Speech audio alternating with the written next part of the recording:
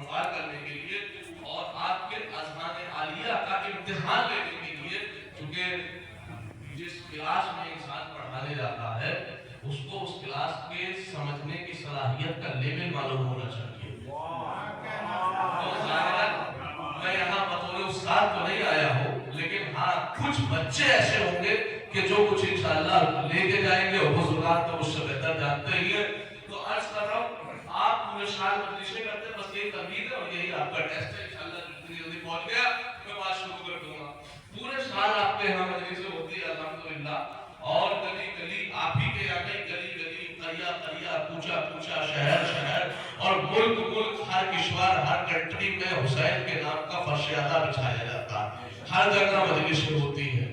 لیکن میں یہ سمجھانے کی کوشش کر رہا ہوں کہ جو پورے سال مجالس ہوتی ہیں وہ مجلسیں الگ ہوتی ہیں، اور یہ جو ایام ادائے فاطمیہ کی مجلس ہو رہی ہے یہ مجلسیں الگ ہیں۔ آپ کہیں گے صاحب کیا کہنا چاہ رہے ہیں؟ حالانکہ اب میں یہ نہیں کہنا چاہ رہا کہ ان دونوں کی فضیلت میں فرق ہے۔ وہ بھی ایک معصوم کا ذکر ہے، یہ بھی ایک معصومہ کا ذکر ہے، وہ ایک بیٹے کی عزا ہے تو ایک ماں کی عزا ہے۔ فضیلت کے اعتبار سے ان میں کوئی فرق نہیں ہے، لیکن فرق بہت بڑا ہے۔ آپ کہیں گے فرق کس چیز کا ہے؟ پھر جملے کی ذمہ داری لے کے بول رہا ہوں۔ فضیلت کے اعتبار سے عزائے حسین اور عزائے فاطمیہ میں فرق نہیں ہے۔ پھر فرق کس چیز کا ہے؟ فرق بہت بڑا ہوتا ہے دونوں میں، وہ مجلسیں اور ہوتی ہیں، یہ مجلسیں اور ہوتی ہیں۔ فرق کا اصل فرق جو ہوتا ہے وہ سامعین کا ہوتا ہے۔ نہیں پہنچے آپ، جو پہنچ گئے ان کی فکروں کو سلام، جو نہیں پہنچے انہیں بھی پہنچا دوں۔ اصل فرق جو ہوتا ہے وہ سامعین کا فرق ہوتا ہے۔ آپ کہیں گے وہ کیسے؟ وجہ یہ ہے کہ حسین کی عزاداری میں، حسین کے مجالس میں کوئی کسی فرقے کی قید نہیں ہے، کسی بھی فرقے کا ہو، کسی بھی مذہب کا ہو، کسی بھی قبیلے کا ہو، کسی بھی گاؤں کا رہنے والا ہو، حسین کی عزاداری میں شریک ہو سکتا ہے۔ شرط صرف اتنی سی ہے کہ آنے والا حسینی ہو۔ بہت اچھے طریقے سے رزلٹ لے چکا، لیکن مجھے 100% رزلٹ کی شیورٹی چاہیے، اسی لیے بات کو کامل کر رہا ہوں۔ متوجہ، یقیناً حسین کی عزاداری میں اور عزائے سیدہ میں کوئی فرق نہیں ہے فضیلت کے اعتبار سے، لیکن سامعین کے اعتبار سے بڑا فرق پایا جاتا ہے۔ آپ کہیں گے وہ کیا؟ چونکہ حسین کی عزاداری میں کسی کی کوئی قید نہیں ہے، ہر فرقے کا بندہ آ سکتا ہے۔ شرط اتنی ہے کہ آنے والا حسینی ہو، لیکن عزائے فاطمیہ میں ہر فرقے کا مجمع نہیں آتا، صرف ایک ہی فرقے کا مجمع آتا ہے۔ آپ کہیں گے اس کی دلیل کیا ہے؟ تو دلیل یہ ہے کہ جب حسین اس دنیا سے گئے تھے تو اپنی عزاداری سے کسی کو روک کر نہیں گئے تھے، لیکن سیدہ جب اس دنیا سے گئی تھی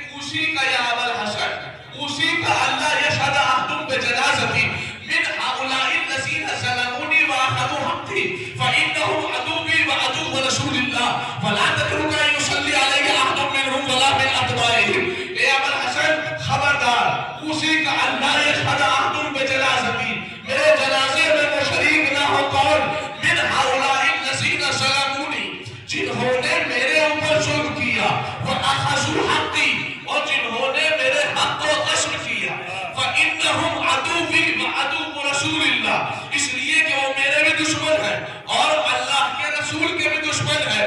وَلَا تَتْرُكَ أَن يُصَلِّ عَلَيَّ أَحَدٌ مِّنْهُمْ۔ ابو الحسن خبردار، میری نماز جنازہ میں، میری عزا میں ایک بھی وہ شریک نہ ہو۔ اگر بی بی صرف اتنا کہہ دیتی تو یہ وصیت غاصب و لٹیروں کے لیے مخصوص ہو جاتی، لیکن سیدہ کو قیامت تک کے لیے اپنی عزاداری سے غیروں کو باہر نکالنا تھا، اس لیے بی بی نے کہا وَلَا تَتْرُكَ أَن يُصَلِّ عَلَيَّ أَحَدٌ مِّنْهُمْ۔ میری عزا میں وہ نہ آئے جنہوں نے ظلم کیا، وہ نہ آئے جنہوں نے حق چھینا، اتنا نہیں کہا وَلَا مِنْ أَتْبَاعِهِمْ،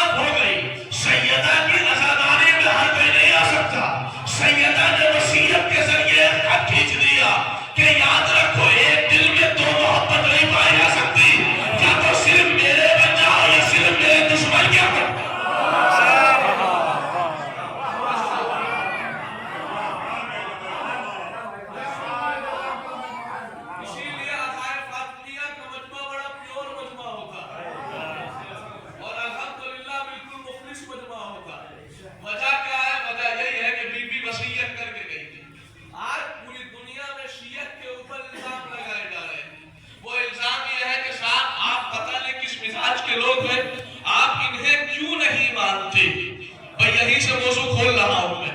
अब आप इन्हें क्यों नहीं मानते? आप इनको भी माना करिए।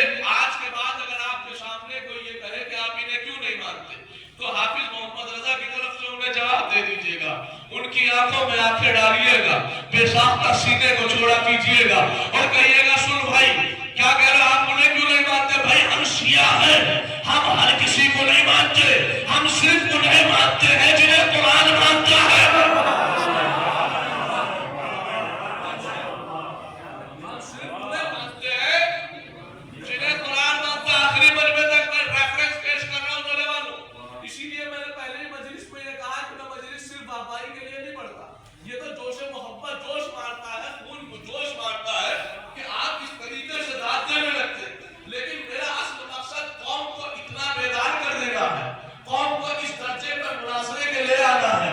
चलता फिरता हमारा बच्चा दूसरों के मुट्ठों से अफसल हो। इसीलिए आयत जो कोर्ट कलमा मजलिस रिकॉर्ड हो रही है, बाद में जाके तहकीक कीजिएगा। मुतवज्जे का साहब क्यों नहीं मानते? मैंने कहा हम शिया हैं, हम हर किसी को नहीं मानते, हम सिर्फ उन्हें मानते हैं जिन्हें कुरान मानता है। कहने लगे क्या कुरान में किसी को मानने से मना किया? मैंने कहा साहब सिर्फ मना ही नहीं किया, बल्कि हाथ पकड़ के रुका।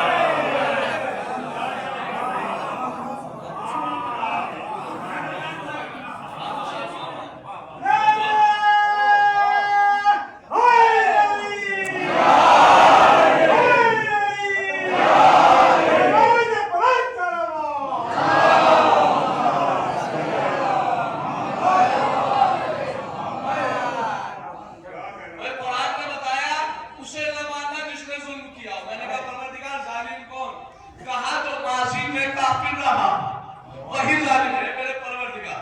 ابھی بھی مومنین سرائے میرپور مجھے اجنبی نگاہوں سے دیکھ رہے ہیں. پروردگار مجھے 100% شیورٹی کا رزلٹ چاہیے. اے میرے معبود، اے میرے پروردگار، اسی لیے کہ ابھی تک میں نے آپ کو بڑی آسانی سے ظالم دکھایا ہے. دیکھیں ایک لفظ ہوتا ہے کبیر، کبیر کا معنی ہوتا ہے بڑا، لیکن ایک ہوتا ہے اکبر، سب سے بڑا، سپرلیٹو ڈگری، اس میں تفضیل، اس سے بڑا کچھ نہیں ہوتا. ایسی صغیر، چھوٹا. ایک ہوتا ہے اصغر، سب سے چھوٹا. ابھی تک میں آپ کو قرآن سے صرف دکھا رہا تھا ظالم، ظلم کرنے والا. اب قرآن سے دکھاؤں گا اظلم.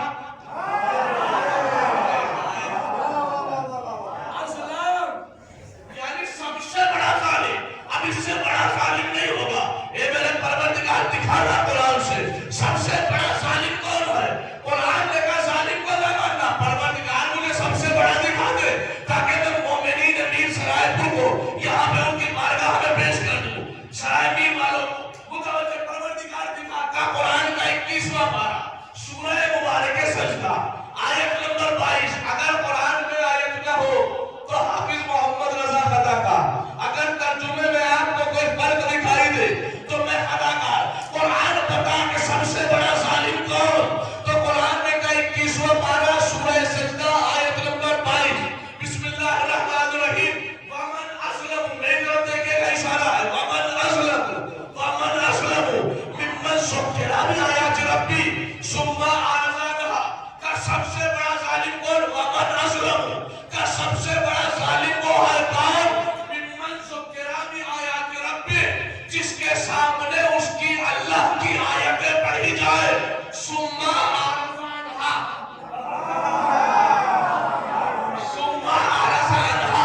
ثم اعرض عنہا، وہ گردن کو کبھی دائیں گھمائے کبھی بائیں گھمائے، آیت خدا کا انکار کر دے. جو گردن کو گھما کے آیت خدا کا انکار کر دے وہ سب سے بڑا ظالم.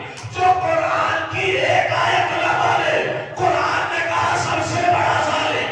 جو قرآن کی چھوٹی سے چھوٹی آیت نہ مانے، قرآن نے کہا سب سے بڑا ظالم. جو قرآن کی چھوٹی سے چھوٹی آیت نہ مانے، قرآن نے کہا سب سے بڑا ظالم. اب معصوم نے فرمایا اِنَّ جَنَّتِي ہِیَ آیَتُ الْکُبْریٰ، اللہ کی سب سے بڑی آیت ہماری ماں فاطمہ ہے.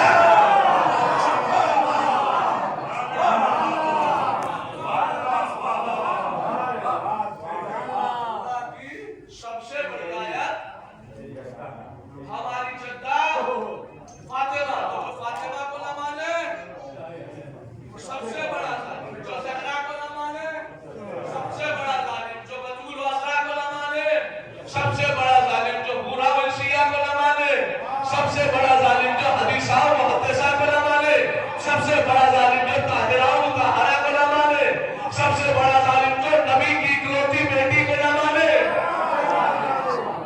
دیکھیں اب پوری مجلس کا سب سے قدامت جملہ پڑھ رہا ہوں. قسم خدا کی پورے دن پہ اگر کھڑے ہو کے اس جملے کا استقبال کرو نا تو اس جملے کا حق ادا نہیں ہو سکتا. بڑا قیمتی جملہ. اگر مانتے ہو کہ تمہارے بازو غازی عباس کا دیا ہوا صدقہ ہے، اگر مانتے ہو تمہارا سینہ جناب علی اکبر کا دیا ہوا صدقہ ہے، اگر مانتے ہو تمہاری زبان جناب علی اصغر کی دی ہوئی صدقہ ہے، اگر تمہارے دلوں میں قاتل زہرا سے نفرت پائی جاتی ہے تو پوری طاقت کو جمع کرنا. اور اب یہ جملہ سننا. پہلے سوال تھا کہ انہیں کیوں نہیں مانتے. قرآن سے دکھایا، قرآن نے کہا جو بھی ظالم ہو اسے نہ ماننا. پھر میں نے بتایا سب سے بڑا ظالم کون؟ کہا جو زہرا کو نہ مانے سب سے بڑا ظالم. جو بتول کو نہ مانے سب سے بڑا ظالم. جو بورا ولسیہ کو نہ مانے سب سے بڑا ظالم. جو طاہرہ و مطہرہ کو نہ مانے سب سے بڑا ظالم. جو حدیثہ و محدثہ کو نہ مانے سب سے بڑا ظالم. جو نبی کی اکلوتی بیٹی کو نہ مانے. ارے جب قرآن کی نظر میں پوری طاقت سے، جب قرآن کی نظر میں، قرآن کی نظر میں سب سے بڑا ظالم وہ ہے جو زہرا کو نہ مانے. ارے جو زہرا کو نہ مانے سب سے بڑا ظالم، اور جسے خود زہرا نہ مانے.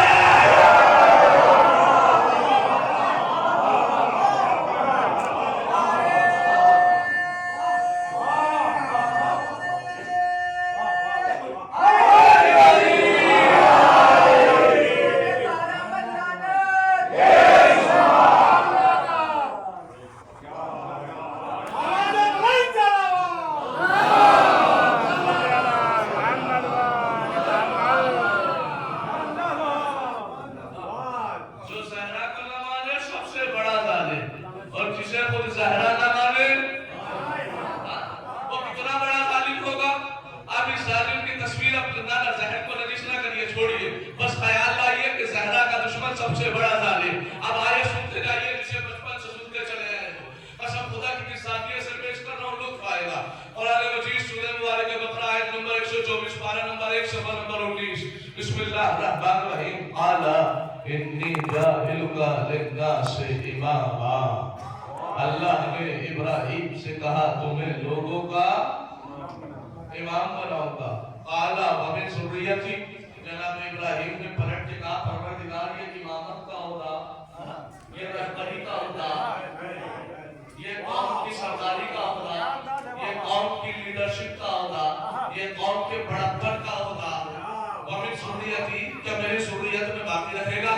جواب قال لا ینال عہد الظالمین، یہ رہبری کا ہوگا، یہ رہبری کا ہوگا، یہ رہبری کا ہوگا، کبھی ظالم جب نہیں بول سکتا۔ میں نے کہا پروردگار ظالم کون؟ تابھی تو بتایا ہے زہرا کا دشمن، تو پتا چلا زہرا کا دشمن کچھ بھی بن جائے کبھی قوم کا رہبر نہیں بن سکتا۔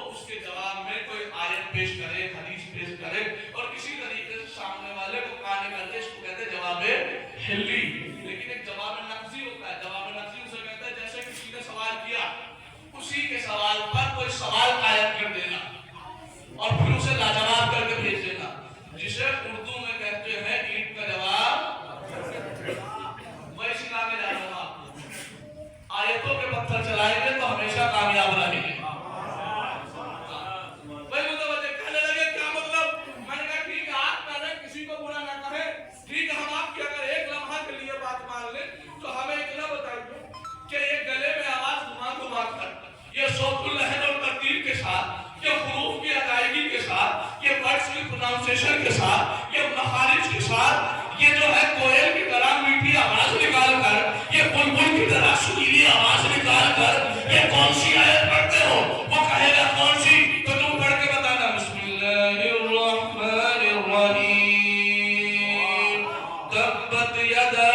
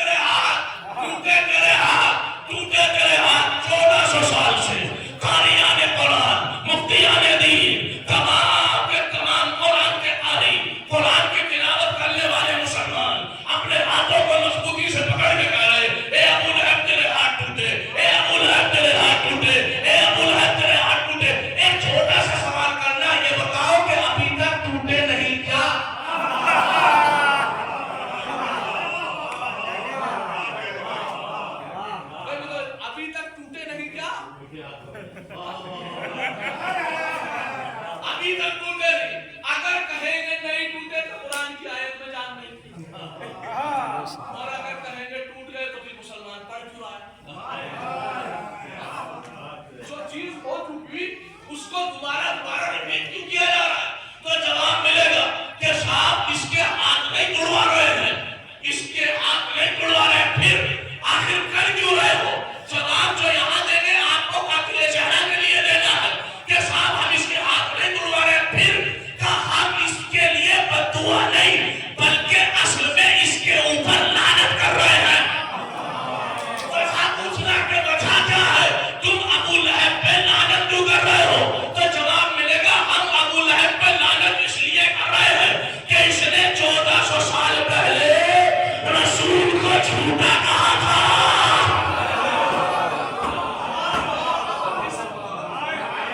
1400 سال پہلے رسول کو جھوٹا کہا تھا, اس نے 1400 سال پہلے رسول کو جھٹلایا تھا. میں نے کہا یہی تو ہم بتانا چاہ رہے ہیں, تم میں اور ہم میں ذرا سا فرق ہے. تم صرف رسول کو جھٹلانے والے پہ لعنت کرتے ہو, ہم ساتھ میں بطول کو جھٹلانے والے.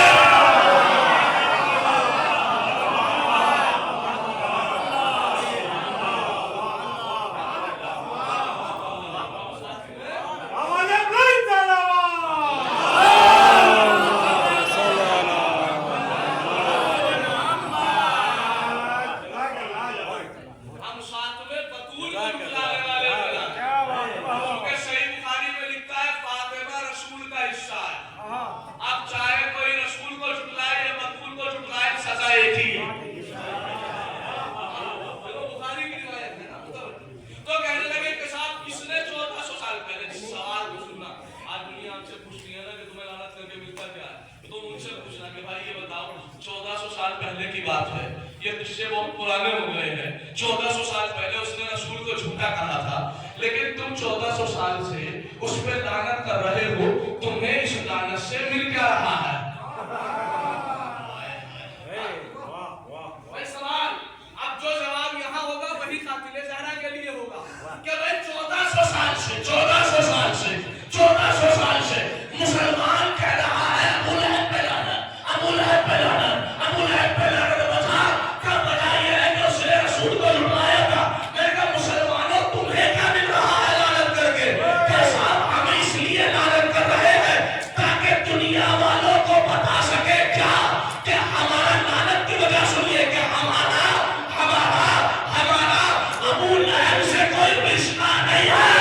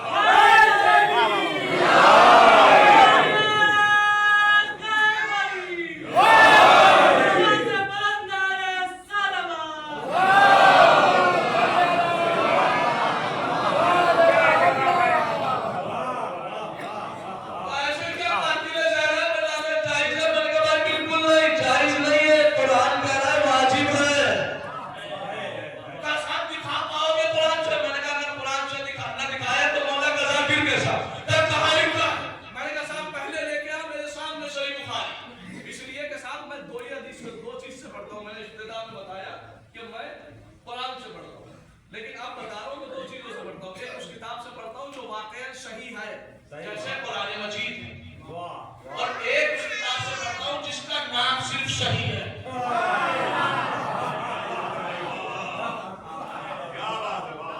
علی والوں کا صرف اشارہ کافی ہوتا ہے، جس کا صرف نام صحیح۔ میں نے کہا صحیح بخاری لے کے آؤ، اب صحیح بخاری میں آپ کو روایت ملے گی کہ امام بخاری نے کہا کیا کہ نبی نے ارشاد فرمایا فاطمہ بضعۃ منی، فاطمہ میرا ٹکڑا ہے، من آذاہا فقد آذانی، جس نے فاطمہ کو اذیت دی اس نے مجھے اذیت دی، اور جس نے مجھے اذیت دی اس نے اللہ کو اذیت دی۔ میں نے کہا لکھا ہے امام بخاری میں یا نہیں؟ تو سب نے مانا کہ ہاں بالکل لکھا ہے۔ کہ جو فاطمہ کو ستائے اس نے فاطمہ کو نہیں ستایا، اصل میں اللہ کو اور اللہ کے رسول کو ستایا ہے۔ تو جس نے فاطمہ کو اذیت دی اس نے فاطمہ کو اذیت نہیں دی، اصل میں اللہ کو اور اللہ کے رسول کو اذیت دی۔ کہنے لگے وہاں تو میں نے کہا اسی مانی ہوئی بات کو قرآن سے ملا دے اور لعنت ثابت ہو جائے گی۔ کہنے لگا کہاں؟ میں نے کہا قرآن کا 22واں پارہ سورہ مبارک الاحزاب آیت نمبر 57 ارشاد ہوتا ہے بسم اللہ الرحمن الرحیم، ذہن میں رکھے گا جس نے فاطمہ کو اذیت دی اس نے اللہ کو اور اللہ کے رسول کو اذیت دی۔ اب قرآن کہتا ہے 22واں پارہ سورہ احزاب آیت نمبر 57 بسم اللہ الرحمن الرحیم، ان الذین یؤذون اللہ ورسولہ، کہ جو لوگ اللہ کو اور اللہ کے رسول کو اذیت دیتے ہیں لعنہم اللہ فی الدنیا والآخرہ، ان کے لیے دنیا میں بھی لعنت ہے آخرت۔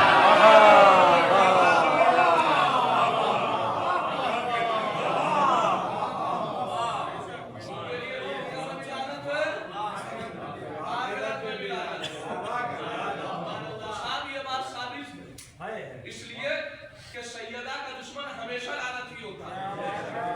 آپ کہیں گے وہ کیسے؟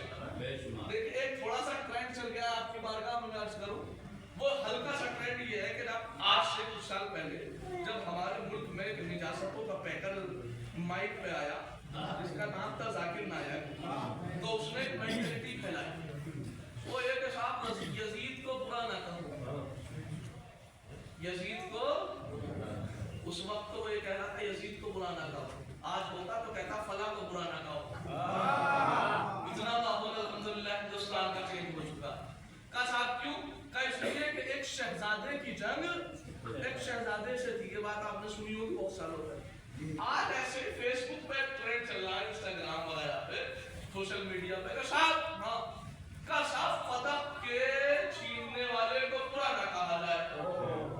کہا کیوں؟ کہا اس لیے کہ ایک طرف جو ہے وہ صدیقہ ہے تو دوسری طرف صدیق ہے۔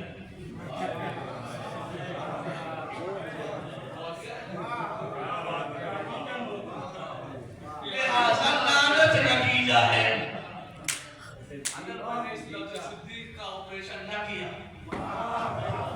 اور پوسٹ مارٹم نہ کیا تو حق ادا نہ کیا، میں متوجہ کہنے لگے صاحب ایک طرف صدیق ہے تو دوسری طرف صدیقہ، دوسری طرف صدیقہ ہے تو پہلی طرف صدیق، لہذا کسی کو برا نہیں کہا جا سکتا۔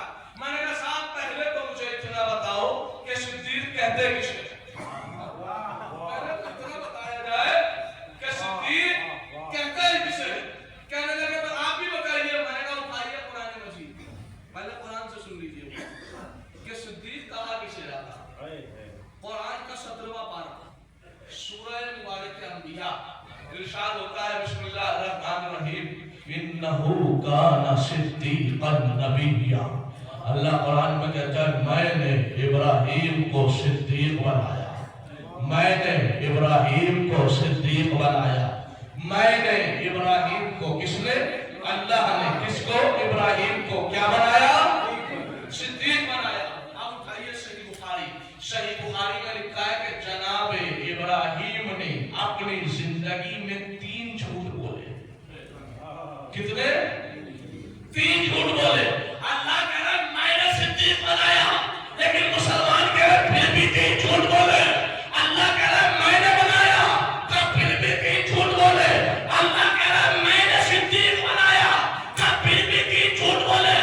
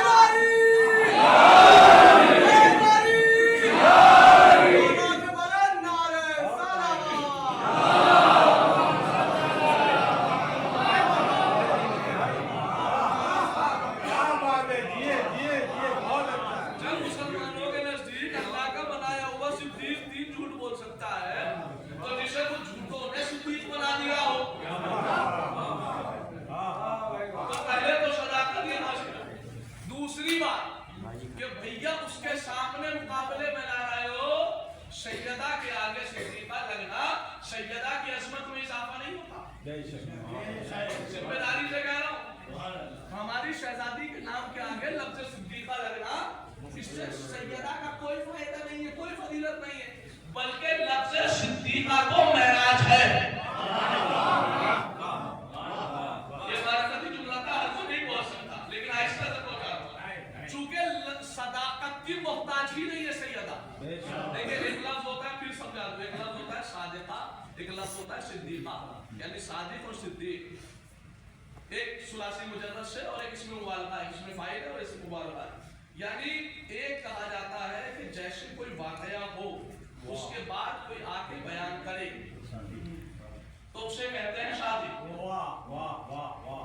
फॉर एग्जाम्पल मैं कहूँ, मिसाल दे रहा हूँ, खुदा ना करे कि मैं रास्ते से आ रहा था, साहब जैसे ही मैं आया तो मैंने एक रोड पर एक्सीडेंट देखा, एक कार से टकरा गई। आपने कहा अच्छा, आपने फौरन फोन मिलाया, कहाँ की बात है? वहाँ तो हमारे रिश्तेदार अभी ऐसी बात है कि एक्सीडेंट हुआ, का साहब एक्सीडेंट का मौलाना सादिक है या कोई खातून होगी तो ये सादिका है। क्यों? चूंकि वाकये के बाद खबर दी है। कोई सादिक और सादिका उसे कहा जाता है जो वाकया होने के बाद खबर दे, लेकिन सिद्दीका उसे कहते हैं जो पहले बोल दे बाद में वाकया हो जाए। अगर कहते कल कपड़े दर्जी लेके आएगा,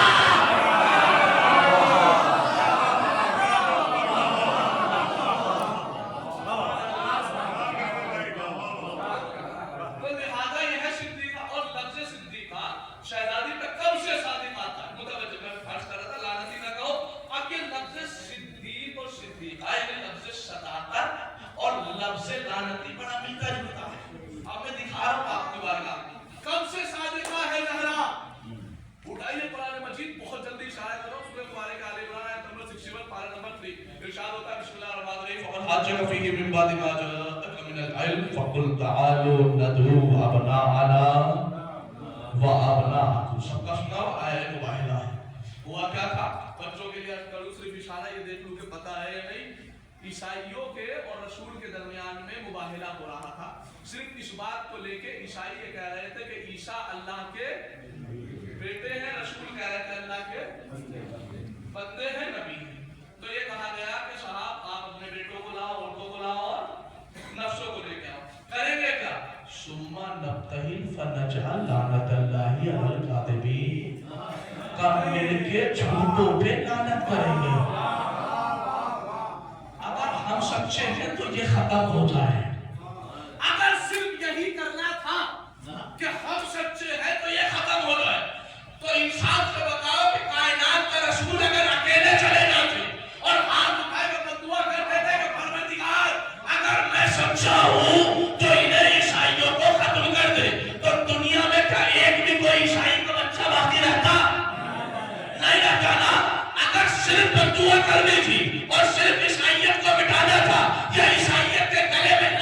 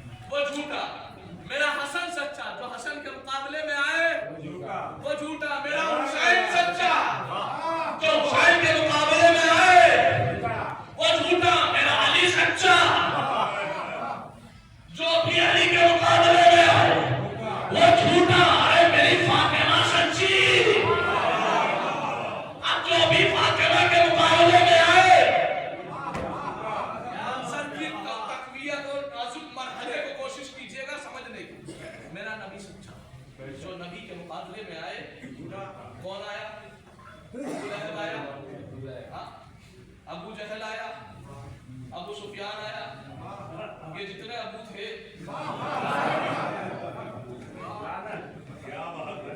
सिवाय अबू तुराब के जितने थे आए रसूल सच्चा, जो रसूल के पास मुकाबले पे आए वो झूठा।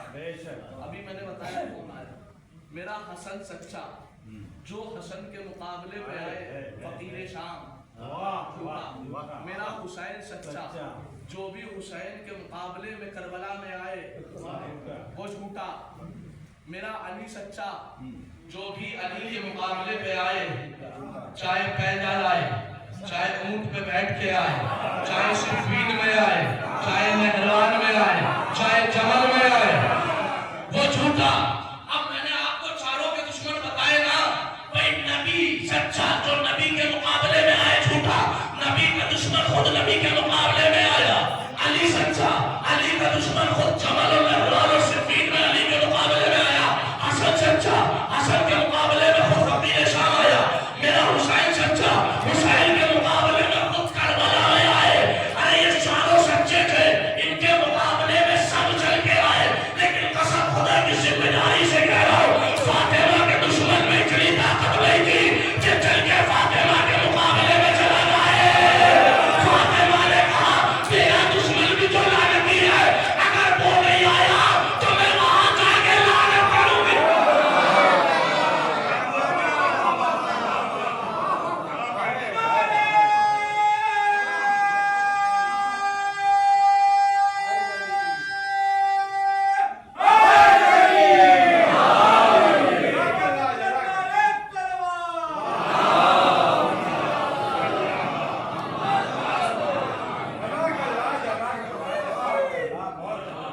मेरा अली सच्चा, जो अली के मुकाबले पे आए, जो सैयदा के मुकाबले पे आए, तो लानत असल में ईसाइयों का मुकद्दर नहीं था।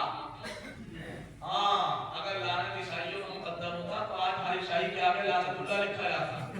लेकिन एक ही नाम ऐसा है, कैसी जबान पे आता है फौरन निकलता है, लानतुल्लाह। तो लानत असल में मुकद्दर इसका था। मुतवज्जो रखिएगा, आपकी बारगाह में अर्ज़ करूं। अब फदक में जो सैयदा ने दलाइल पेश किया, खुद गई है चल के और लानती साबित करके आ गई। याद रखिए नौजवानों, खुसूसन फदक के लिए काम करो, इसलिए कि फदक एक ऐसा मौजू है कि जिसको सुनने के बाद इंसान राहे जुल्मत से राहे नूर की तरफ खुद बहुत गामजन हो जाता है। जवानों खुसूसन काम करो फदक के ऊपर। करना कैसे, मैं तुम्हें खुफिया तरीका सिखा के जा रहा हूँ। जिस तरीके से हमारे इमाम के शागिर्दों ने किया, इमाम का एक सच्चा चाहने वाला, भाई मुतवज्जो चाहने वाला किस जमाने में था, उस जमाने में था जिस जमाने में मुसलमानों का बहुत बड़ा पहला इमाम था, इमाम आजम अबू हनीफा। जिस वक्त दर्स देते थे 4 से 4.5 हजार लोग दर्स को बैठ के लिखते थे। इमाम का सच्चा चाहने वाला कहने लगा, आज मेरा दिल ये चाह रहा है कि इमाम आजम के सामने जाके फदक साबित करके आए। 4,000 4,500 तालिबों के दरमियान जाने के बाद एक कोने में खामोशी से बैठ गए, जैसे दर्स पूरा हुआ। कहा किसी का कोई सवाल? इमाम आजम ने जैसे कहा किसी का कोई सवाल, इस अली के चाहने वाले ने हाथ उठा के कहा मेरा एक सवाल है। कहा बताइए क्या सवाल? कहा मेरा सवाल ये है कि मेरा एक भाई है। कहा वो उसका एक सवाल है, उसका जवाब नहीं दे पा रहा हूँ। कहा बताइए उसका सवाल क्या है? कहा उसका सवाल ये है कि वो ये पूछना चाह रहा था कि रसूल अली से ज्यादा मोहब्बत करते थे या इन सहाबियों से ज्यादा मोहब्बत करते थे? अली वाले का इशारा समझ गए, रसूल अली से ज्यादा मोहब्बत करते कहते जवाब दे देते। बता दीजिए, आपके पास ही तो है जो आपके लिए। का इसका तो सीधा सा सवाल है, जवाब है। बताइए, का रसूल असल में इन सहाबियों से ज्यादा मोहब्बत करते थे, अली से इतनी नहीं करते थे। कहा ठीक है, मैंने यही कहा था, लेकिन उसने दलील मांगी है। उसने दलील मांगे। कहा ठीक है, जाके दलील दे देना। कहा बताइए। कहा इसकी तो सीधी सी दलील है। कहा बता दीजिए। कहा दलील ये है रसूल अली से ज्यादा मोहब्बत नहीं करते थे, इनसे ज्यादा मोहब्बत करते थे। कहा दलील? कहा दलील ये है कि रसूल इन्हें तो हमेशा अपने पास में बिठाए रखते थे, अली को जंग करने भेज देते थे।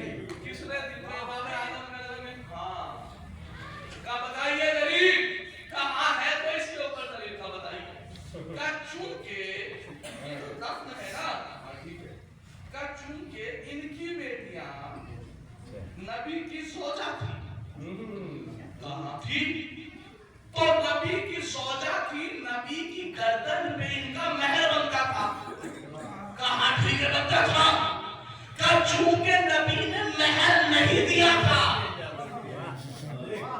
مہر کے بدلے میں یہ جگہ ملی، مہر کے بدلے میں یہ جگہ ملی، قسم خدا کی طرح کہ اس نے کہا میں نے یہی کہا تھا، پھر کیا میرے بھائی نے پھر آیت پڑھ دی،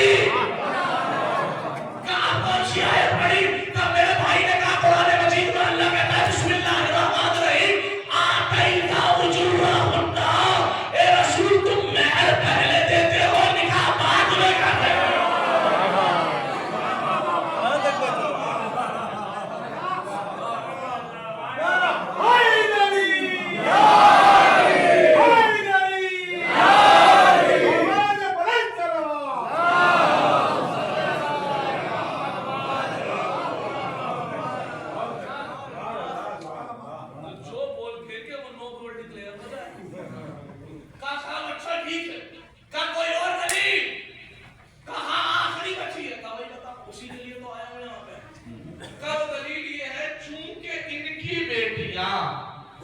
اور سے سنیے گا کہاں لے کے آنا تھا اور لے آیا بندہ، چونکہ ان کی بیٹیاں نبی کی زوجہ تھی، کہاں تھی، تو نبی کے جانے کے بعد، نبی کے جانے کے بعد، نبی کے جانے کے بعد یہ زوجہ تھی، تو نبی کے جانے کے بعد ان کو نبی کی میراث ملی، نبی کی میراث ملی، نبی کی میراث ملی، نبی کی میراث ملی۔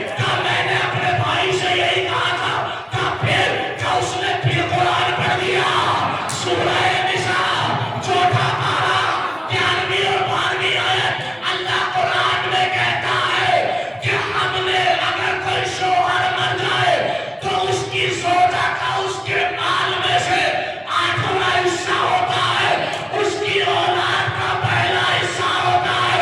ارے بیٹی کا فرق تو دیا ہے،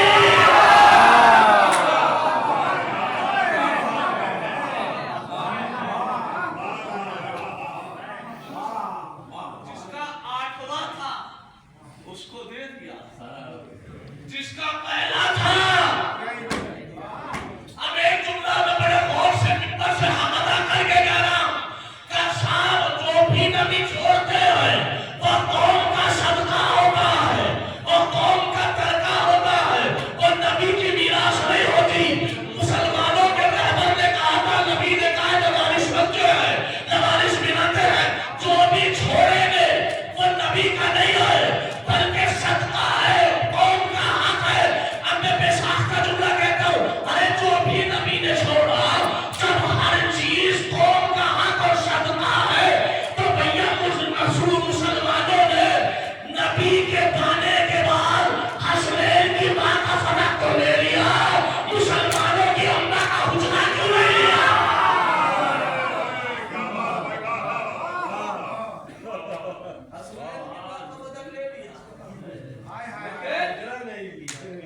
مسلمانوں کی اماں کا حجرہ چھوڑ دیا تو یہ دوہری کیوں بجائے گی؟ یہ دلیل قائم کیجیے اذان گرامی، فتح کے لیے اپنے آپ کو اتنا مضبوط کر لیجیے، اتنی آہنی دیوار بن جائیے کہ کوئی ٹکرائے تو ٹوٹ کے گر جائے۔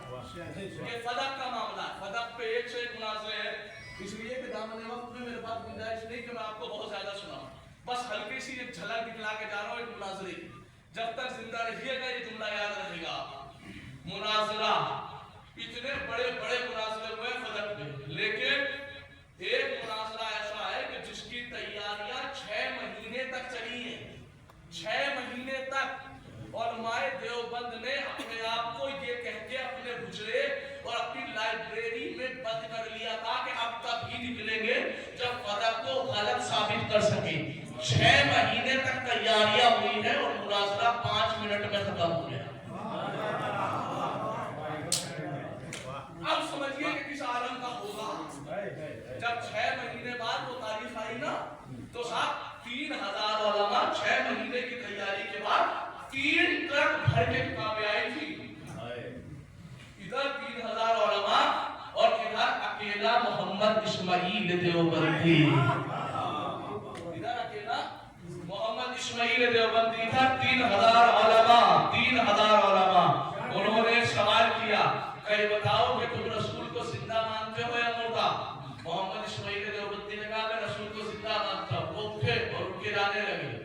اٹھے اور اٹھ کے جانے لگے. کہا کیا ہوا؟ کہا مناظرہ ختم ہو گیا. کہا کیسے؟ کہا تم فتح ہار گئے. کہا وہ کیسے؟ کہا تم نے خود کہا ہے کہ تم رسول کو زندہ مانتے ہو. کہا بالکل مانتا ہوں. کہا جب رسول زندہ ہے اور فتح میراث ہے تو زندہ کی تو میراث ہی نہیں بنتی.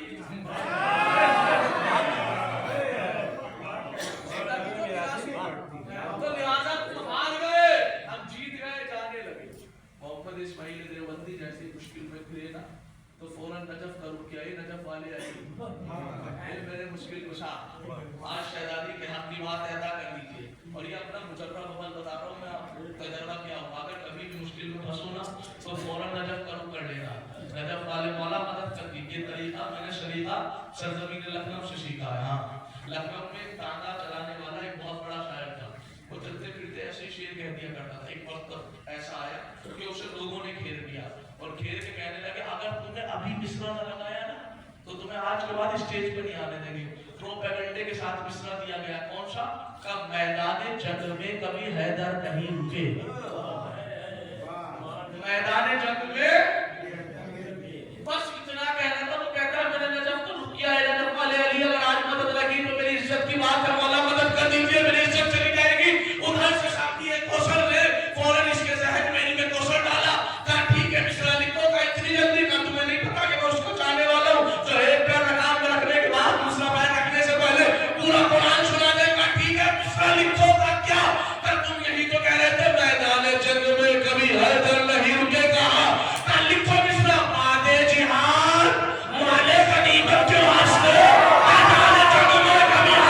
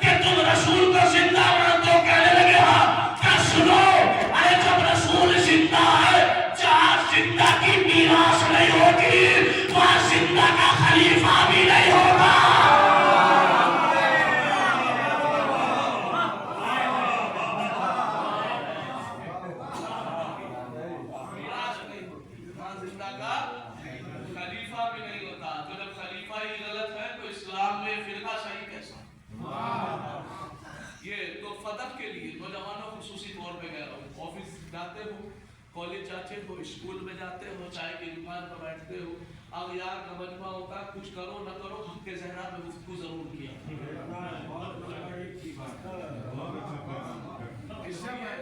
یہ مظلوم اس میں اچھے اچھے لوگ اسے منبر سے بھی چھیڑ دیا جاتا ہے، ایسے کہ بہت سو کے چہرے اتر جاتے ہیں، اتنی